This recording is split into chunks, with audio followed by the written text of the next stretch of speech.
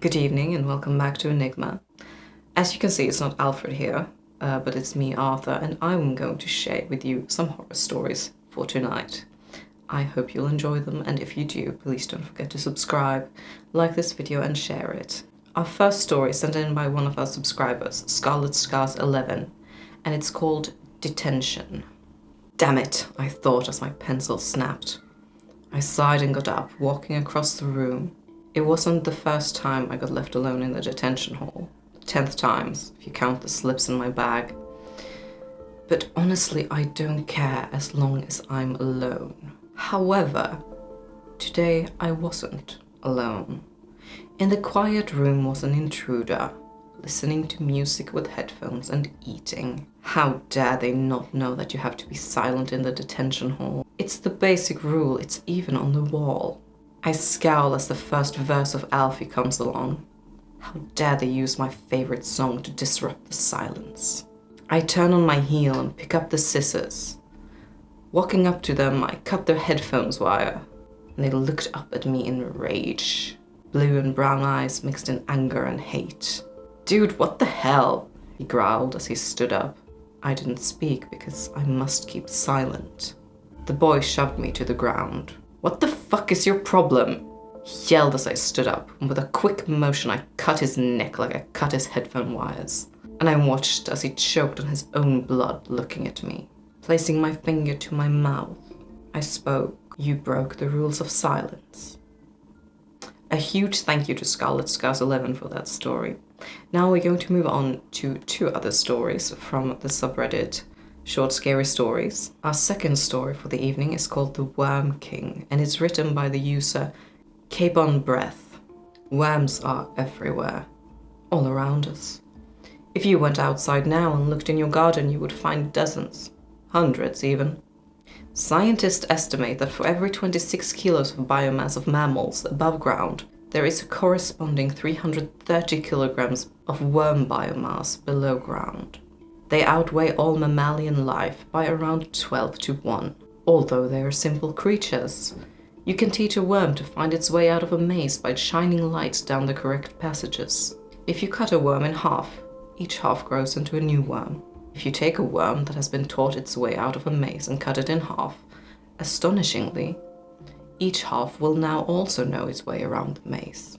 Even more incredible, if you mince up a worm that knows its way out of a maze and feed it to a different worm, that new worm will now also know its way out of the maze. A maze it's never seen or been near. Worms are amazing creatures. They operate a kind of cellular memory that has never been observed in any other creatures.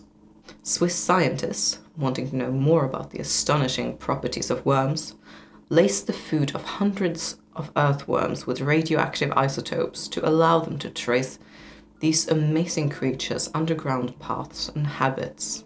They were shocked to discover that over time, each worm made its way to the same location, sometimes traveling hundreds of miles underground. Once they reached this point, all the worms seemed to begin to travel slowly in the same direction. This is how the Worm King was discovered.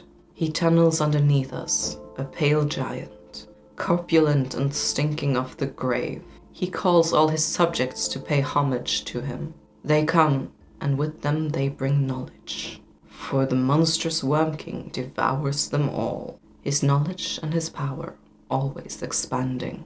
Worms are simple creatures with simple minds, but consider grave worms, who devour first our eyes, then our brains, as we lie rotting in the earth. Is it really nourishment they seek? No. They're servants of the Worm King, sent to find out what we know. They use their unique cellular memory to take our thoughts and our memories back to their cruel master, to show the Worm King what the world above ground looks like. Over half the world's population have parasitic worms living inside their bodies already. Threadworms, pinworms, roundworms, hookworms, and whipworms are just some of the Worm King's troops positioned against us. They squirm inside you, unseen and unknown. He lies beneath us, this Worm King, seeing what we see, knowing what we know. He grows jealous of the brightness and warmth of our world above ground. He plots and he schemes and he waits. He knows his time is soon at hand. He knows his assassins are in place. And he likes his 12-to-1 odds. Well, that's terrifying, isn't it? Our third and final story is also from the subreddit Short Scary Stories, and it's called 7. It is written by the user LSJ412. It was beautiful, like a car crash or a gunshot wound. We watched through the portholes, 7 ashen faces attached to 7 trembling bodies. Johansson pissed himself. I didn't blame him. I barely controlled my own bladder. Izumi started to cry, those deep, hitching, gasping sobs that you'd expect from a child who'd just broken their favorite toy. McMaster started praying. I thought about how foolish that was, given the circumstances, but if there was a god or somebody to heed those prayers, the line to be heard just got a hell of a lot shorter. We've been here for a year, the most prestigious assignment ever, the world's first permanent lunar station. We 7 were chosen. Vetted, trained, poked, prodded, tested. They did it all a second time and a third. We loved it. We were honored beyond words. The chosen few to make history. It was a cooperative effort, like the ISS. Nations cutting through red tape and centuries of war to shake hands and work together to benefit humanity as a whole. It was awe-inspiring, magical and rare. A week before, we got the message. Hard not to, almost every channel turned into a news channel overnight, playing the same headline all day, every day. Comet set to impact Earth. Big fucker too, extinction event. No time to stop it.